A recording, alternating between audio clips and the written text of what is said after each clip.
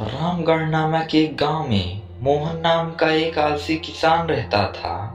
मोहन के पास खेत का एक टुकड़ा था जिसमें उसने गेहूं की फसल बोई हुई थी।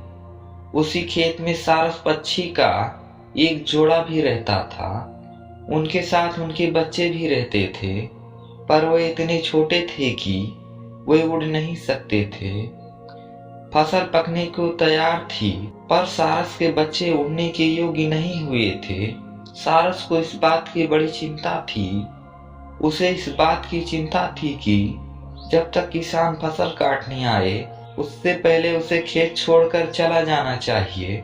सारस ने कहा, यदि मेरे पीछे कोई खेत में आए तो उसकी बात ध्यान से सुनना, याद रखकर मुझे बताना। एक दिन सारस पक्षी का जोड़ा बाहर गया और शाम को जब वह वापस लौटा तो बच्चों ने कहा, आज किसान आया था। वह खेत के चारों ओर घूमता रहा।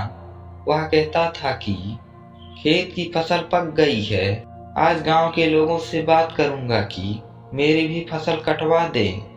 सारस ने अपने बच्चे से कहा, डरने की कोई बात नहीं, खेत अभी नहीं कटेगा। खेत काटने के लिए अभी समय है।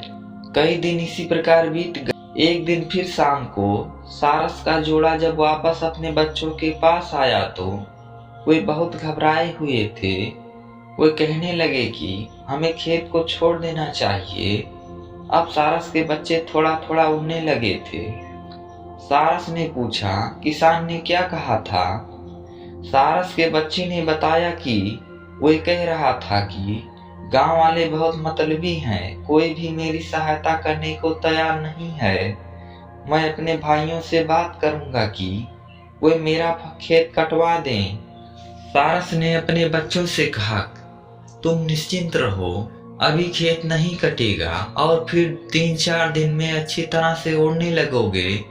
कई दिन बीत गए। अब सारस के बच्चे उड़ने लगे।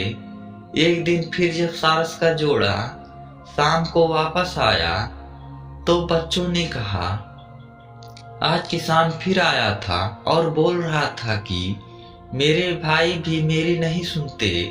मेरी फसल पककर झड़ने के लिए तैयार है। अब कल सुबह आकर मैं अपनी फसल स्वयं काटूंगा। सारस बोला, चलो बच्चों, खेत छोड़ने का समय हो गया है, कहीं और चलते हैं, कल खेत अवश्य कट जाएगा। बच्चे बोले, क्या किसान इस बार सच बोल रहा था?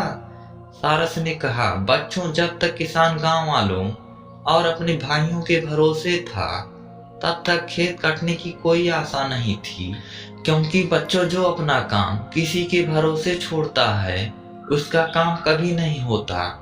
यह कहकर सारस अपने बच्चों के साथ उड़ गया। दोस्तों, इस कहानी से हमें यह शिक्षा मिलती है कि अपना काम स्वयं करना चाहिए। दूसरों के भरोसे छोड़ा हुआ काम कभी नहीं पूरा होता।